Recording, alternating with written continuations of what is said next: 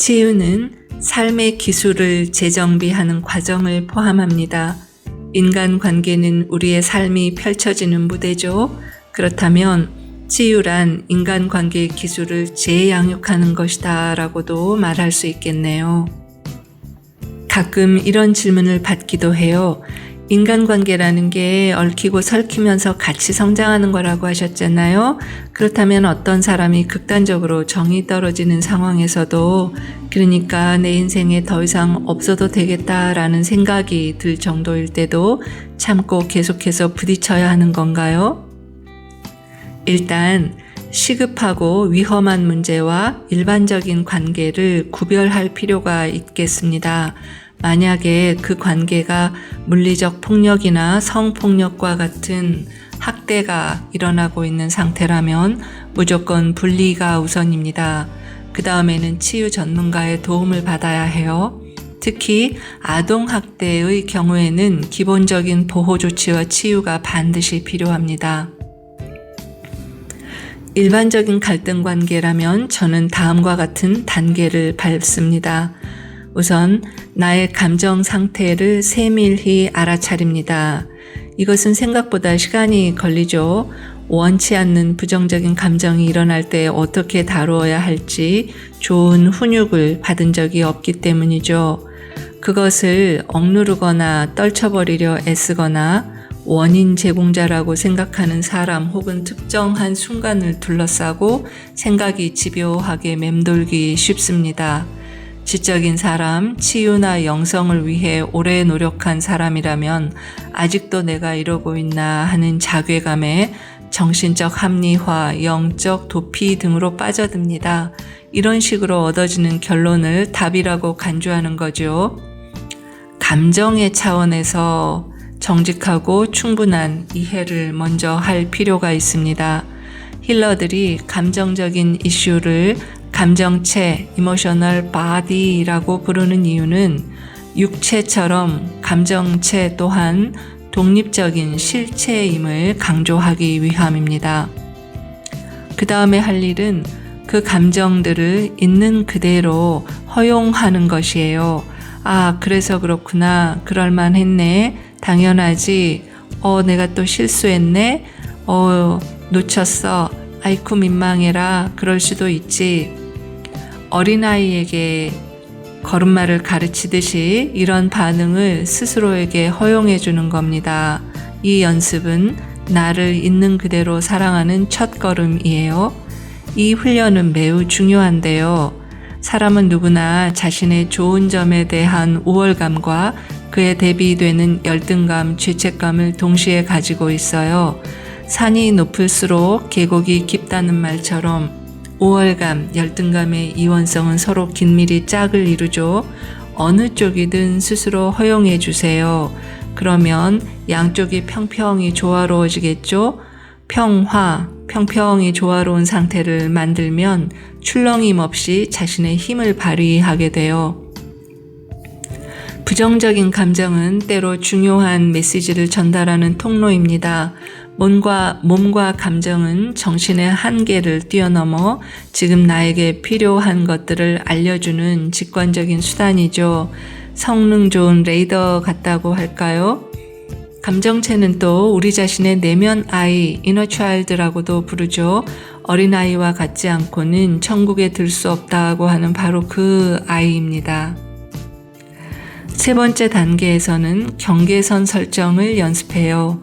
경계선, 바운더리는 육체적, 감정적, 정신적, 영적인 차원에서 나다움, Iness를 규정하고 유지시키는 기본 장치입니다.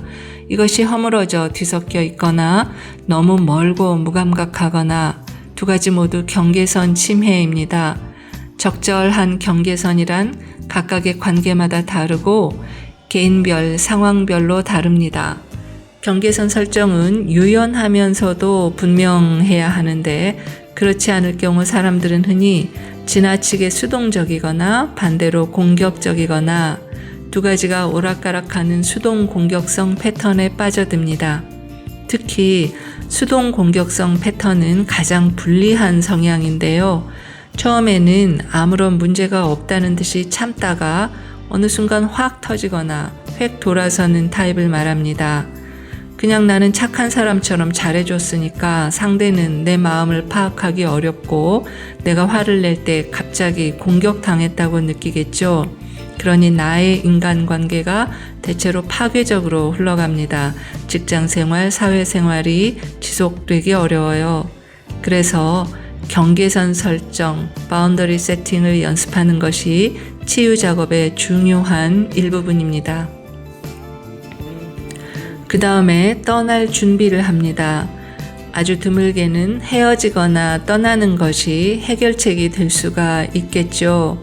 이 과정은 잘 준비되어야 합니다. 감정적인 울분으로 헤어진다면 반드시 유사한 경험을 반복하게 될 거예요. 다시는 그런 인간을 안 만나리라. 나는 결코 엄마 아빠처럼 살지 않을 거야. 필사적으로 최선을 다하겠죠.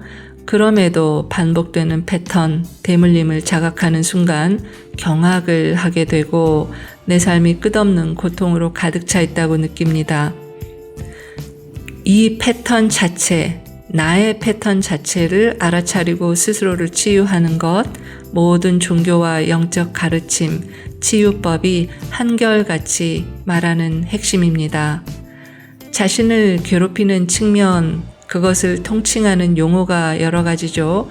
예를 들어 내면 아이, 그림자 자아, 잠재의식, 에고, 현상적 자아, 카르마, 죄 등등입니다. 그것을 깊이 이해하고 들여다보면 다른 사람을 이해하는 것도 쉬워져요. 인간관계를 알아차리기 위해서 애쓰지 않게 된다는 뜻이죠. 그러면 관계가 부드럽게 흘러갑니다. 설혹 헤어지더라도 분노나 상처에서 결정하기보다 고맙습니다. 당신을 통해 잘 배웠어요. 안녕히 가세요. 당신에게 축복을. 내 마음이 진정 이렇게 말하고 있다면 잘 헤어질 준비가 된 것입니다.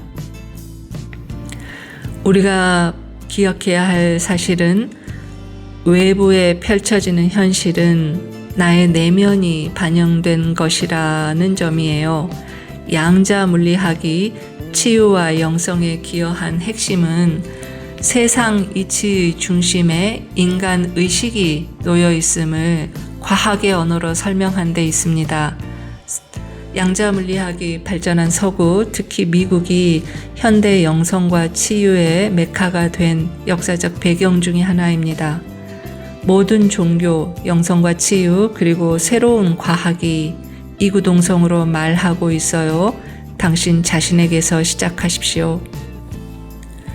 또 성장에 따른 자연스러운 헤어짐이 생겨나기도 합니다. 에너지적으로 유사한 파동을 가진 사람들은 서로 끌리죠. 그러다가 한쪽이 성장하면 기존의 에너지 장에 혼돈과 균열이 생겨나요. 새로운 변화를 위한 움직임이 시작되는 거지요. 이런 상황을 가장 늦게 알아차리는 것이 정신체, 멘탈바디, 즉 우리의 이성입니다. 멘탈은 추론하고 분석하고 결론을 내리는 과정을 담당하는데 의식과 에너지 변화를 캐치하는 능력이 뛰어나진 않아요. 에고가 우리의 의식 성장을 따라잡기 어려워하는 이유죠. 그럴 때는 흘러가는 대로 자연스럽게 맡겨보면 어때요? 옛 사람들이 말하셨죠. 사람은 오고 가는 거다. 인연 따라 흘러가는 거다. 회자 정리, 거자 필반.